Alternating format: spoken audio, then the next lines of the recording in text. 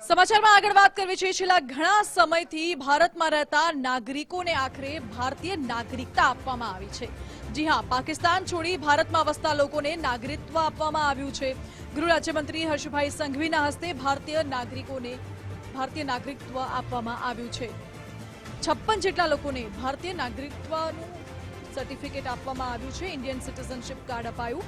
આજે 56 લોકોના ચહેરા પર ખુશી જોવા મળી તેવું ગૃહ રાજ્યમંત્રી હર્ષ સંઘવીએ કહ્યું છે। આજે અનેક પરિવારોની મુશ્કેલી પણ दूर થઈ છે। कौन से हैं जो आज भारत के नागरिक बन गए? अरे बाप रे, उनके चेहरे पे खुशी आ रही है। તમે કલ્પના કરો કે આ 56 પરિવારો માટે આજનો દિવસ કોઈના માટે ઝૂલેલાલ જયંતિ જેટલી ખુશી હશે તો કોઈના માટે બેસતા વર્ષ જેટલી ખુશી હશે। આ મહાન ભારત દેશના આ 56 લોકો નાગરિક બન્યા છે। એમાંની એક દીકરી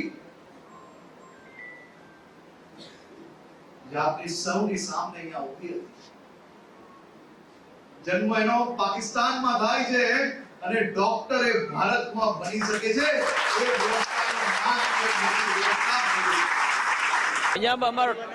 હા, અમારી મા બાપ બધા આવર છે। અમારો મોટા પરિવાર હતા। આપણે મારી મા બાપ 1999માં આવ્યા અને બીજા રાઉન્ડમાં મારા ભાઈને મારી બી આવ્યા, ત્રીજા રાઉન્ડમાં અમે આવ્યા। હું 1992માંથી ત્યાંથી અહીંયા આવ્યો છું। જ્યારે હું 2 વર્ષનો હતો મારા માતા પિતાના સાથે મારા માતા પિતા આવ્યા હતા।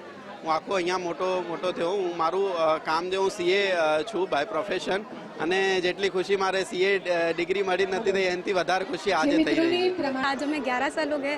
फाइनली हमें सिटीजनशिप सर्टिफिकेट मिल गया है तो उसकी खुशी दिख रही है और हम बहुत आभार देना चाहेंगे मोदी सरकार का। Thank you so much.